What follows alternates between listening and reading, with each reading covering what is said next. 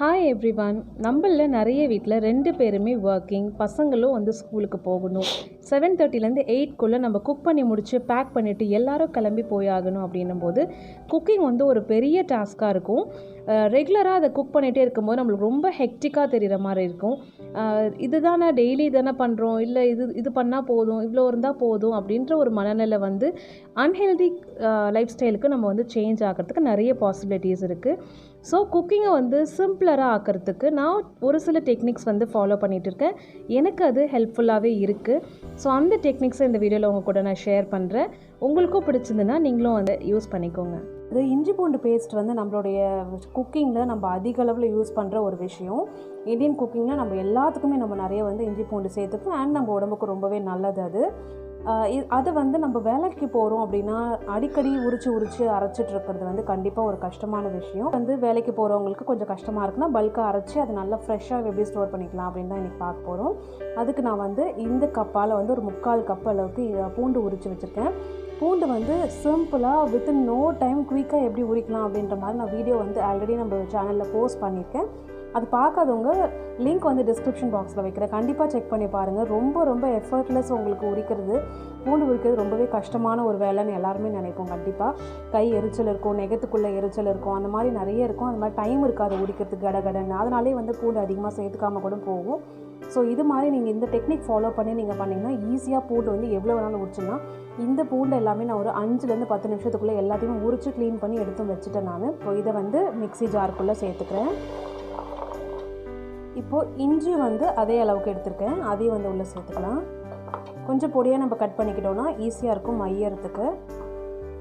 இதில் கொஞ்சமாக vegetable oil சேர்த்துக்கலாம். நிறையெல்லாம் ஊற்றணும் அவசியம் கிடையாது, கொஞ்சமாக. இது ஒரு ப்ரிசர்வேட்டிவ் மாதிரி தான். அண்ட் இது கூட வந்து கொஞ்சமாக உப்பு சேர்த்துக்கிறேன். உப்பு வந்து ரொம்ப கம்மியான அமௌண்ட்டு தான், இவ்வளோ தான் எடுத்துருக்கேன். நீங்கள் இது கூட வந்து ஒரே ஒரு பச்சை மிளகாய் கூட சேர்த்து அரைக்கலாம், அதுவும் நல்லா தான் இருக்கும். பட் நான் இன்றைக்கி அதை உங்களுக்கு காட்டலை. டேரெக்டாக நீங்கள் இந்த மாதிரியே அரைச்சி ஸ்டோர் பண்ணிக்கலாம்.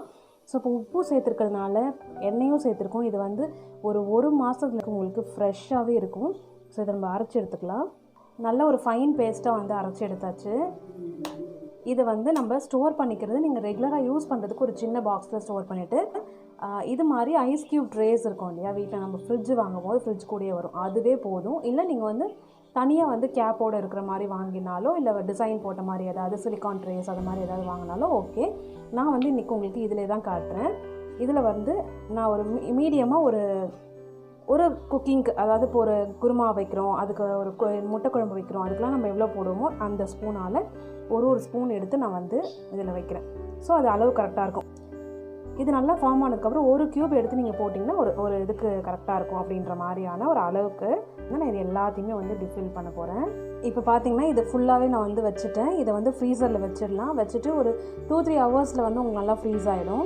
அதுக்கப்புறமா எடுத்து நீங்கள் வந்து இன்னொரு கண்டெய்னரில் ஸ்டோர் பண்ணி வச்சுக்கிட்டிங்கன்னா உங்களுக்கு ஈஸியாக இருக்கும்.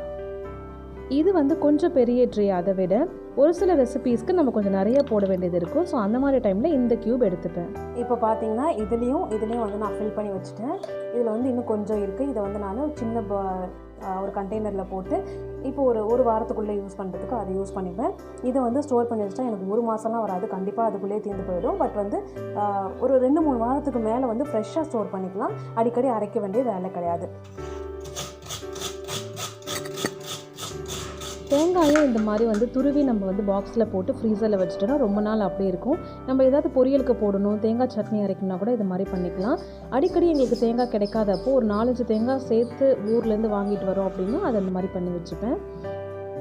டொமேட்டோஸ் இந்த மாதிரி பிளான்ச் பண்ணி அதை வந்து பேஸ்ட்டாக நம்ம எடுத்து வச்சுக்கிட்டோன்னா குக் பண்ணுறப்போ ஈஸியாக இருக்கும். அது வந்து சீக்கிரம் வதங்கிறதுக்கு. ஏன்னா அது தக்காளி வதங்கிறதுக்கு கொஞ்சம் டைம் எடுக்கும் இல்லையா, அதை அரைச்சி சேர்க்குறப்போ ஈஸியாக இருக்கும். இது மாதிரி நம்ம ஏற்கனவே அரைச்சி வச்சுட்டோம் அப்படின்னா இது இன்னுமே ஈஸியாக இருக்கும். இது வந்து ஒரு 2-3 டேஸ்க்கு தான் நம்மளுக்கு வந்து ரொம்ப ஃப்ரெஷ்ஷாக இருக்கும். அதுக்கப்புறம் அது நல்லா இருக்கும், பட் அது வந்து சேஃப் கிடையாதுன்னு தான் நான் சொல்வேன்.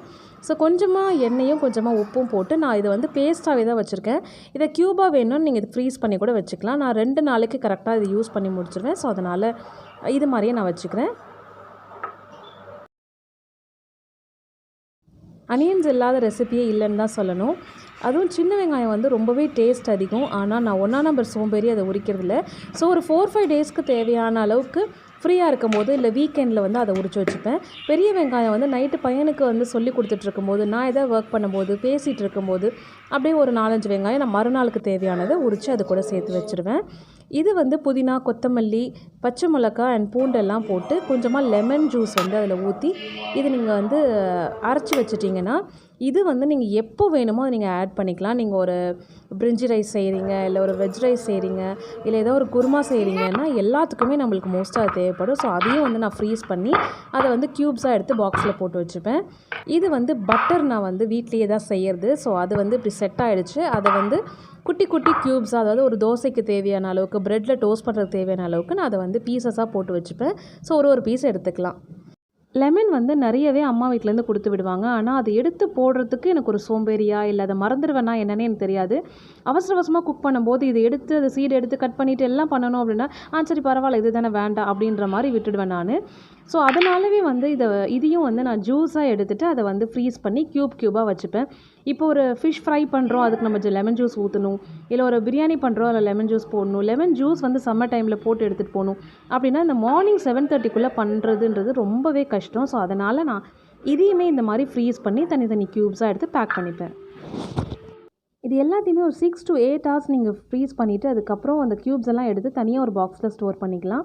அந்த வீடியோவும் நான் எடுத்து வச்சுருந்தேன். அன்ஃபார்ச்சுனேட்லி அது எப்படி என்கிட்டேருந்து மிஸ் ஆச்சுன்னு தெரில. என்னால் திரும்ப ரிட்ரீவ் பண்ணவும் முடியல. I am really sorry, extremely sorry. So நான் வந்து சொல்கிறேன் அது உங்களுக்கு. எல்லாத்தையும் தனித்தனி க்யூப்ஸாக எடுத்து ஒரு பாக்ஸில் நீங்கள் போட்டு வச்சுக்கலாம். எல்லா லெமன் க்யூப்ஸையும் ஒரு பாக்ஸில், எல்லா ஜிஞ்சர் கார்லிக் பேஸ்ட்டும் ஒரு பாக்ஸில், அந்த மாதிரி எல்லாத்தையுமே ஒரு பாக்ஸில் நீங்கள் போட்டு வச்சிட்டிங்கன்னா சமைக்கும் போது எடுத்து எத்தனை க்யூப் உங்களுக்கு வேணுமோ அந்த க்யூப்ஸ் மட்டும் எடுத்து நீங்கள் வந்து போட்டுக்கலாம். ரொம்ப ஈஸியாக இருக்கும். இது வந்து நீங்கள் ட்ரை பண்ணி பாருங்கள், ரொம்பவே ஈஸியாக இருக்கும். அண்ட் ஒன் மோர் திங், நிறைய பேர் இது வந்து அன்ஹெல்த்தின்னு நினைக்கலாம். இது அன்ஹெல்த்தி கிடையவே கிடையாது. இது மாதத்துக்கும் மேலே நீங்கள் ஸ்டோர் பண்ணுற மாதிரி இருந்தால் தான் அன்ஹெல்த்தி. ஒரு 2 வாரத்துக்கு ஒரு தடவை நீங்கள் இதை ப்ரிப்பேர் பண்ணி வச்சுக்கிட்டீங்க, உங்களுக்கு கொஞ்சம் ஹெக்டிக்காக இருக்கும் அந்த வாரம்னு தெரியும் அப்படின்னா அந்த மாதிரி டைமில் நீங்கள் ப்ரிப்பேர் பண்ணிக்கலாம். இப்போ பசங்களுக்கு எக்ஸாம் டைமு, காலையிலேயும் எழுந்து சொல்லிக் கொடுக்கணும், நைட்லேயும் நம்ம ப்ரிப்பேர் பண்ணி வைக்க முடியாதுன்னா அந்த மாதிரி டைமில் நம்ம பண்ணிக்கலாம்.